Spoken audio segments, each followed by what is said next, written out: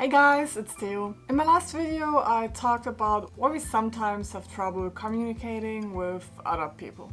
The video was pretty technical and was based on the communication psychology by the German professor Schulz von Thun. If you haven't watched it yet, he basically said that there are always four sides of sending and receiving a message, and that it depends on many factors how we interpret that message. What I haven't talked in the video was how we can actually use that knowledge to clear up the misunderstanding between what we receive and what the partner wanted to send. And the secret to this is feedback. In the last video we concluded that the sender is responsible for the message and the receiver for the message received. When being the receiver of a message, we can tell the sender this. What have we perceived from that message, like see, hear, etc. What we have interpreted and what fantasies we have about it, and what feelings it triggers in us. But let's take a look at an example.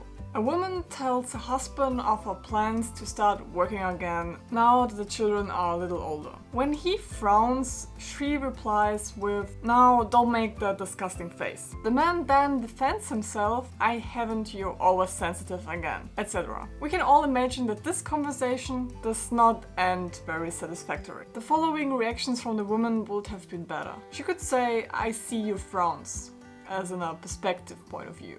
Or, "I guess you don't like what I'm about to do," which would be what she interpreted it, but saying it out loud. Or, "I'm disappointed and angry because I was expecting some support," which then would be kind of an emotional message. Saying out loud all of those three things that she already had received will clear up the misunderstanding a bit. In this case, the man will have not feel attacked, so therefore he didn't need to defend himself. He can respond to the interpretation and feelings of his wife in a different kind of manner. As a reaction to the emotional side, he can express that he's sorry for the disappointment caused.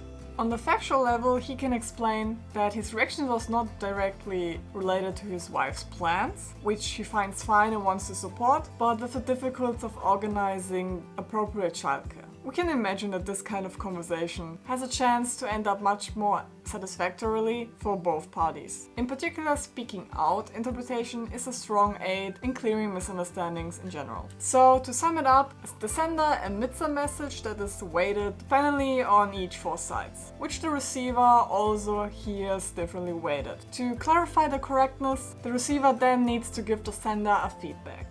Here are some other rules that you should follow to clear up misunderstandings. Talk about you and yourself instead of us or we. Watch your body language. If you ask a question, explain its background, and at all costs avoid interpretations.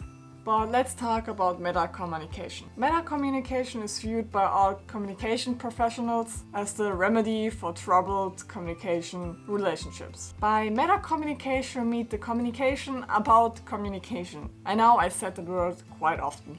So for meta-communication, we go to the commander's hill, or so to speak. In order to distance ourselves from discussion, we can no longer make any headway. Schulz von Thun describes his communication model with the four sides of the message, the different perception process, and the system-oriented approach as excellent tools for meta-communication. However, this tool is only helpful if you use it as a perception aid in order to be more aware of what is happening within us and between us. Not however, if we develop a new language of imposing of the initiates from it. Good meta-communication primarily requires a deeper insight into one's own inner world and the courage to reveal oneself. Most of the time we avoid direct confrontations with the often embarrassing question of what is going on inside us in a relation to our partner. It therefore takes a lot of courage to ask this question openly and answer it honestly. Good meta-communication fruitfully resolves tension and leads out of disturbances. We've all been in situations where we felt very uncomfortable. Addressing such disturbances promotes clarity in situations and triggers a liberating, intensive confrontation. I have a lot more to say about communication, so if you're interested in seeing the difference between male and female communication, please stay tuned because that's gonna be the next video. Thank you all for watching. If you like this video, give it a thumbs up or subscribe, and I will see you all next Wednesday. Ciao!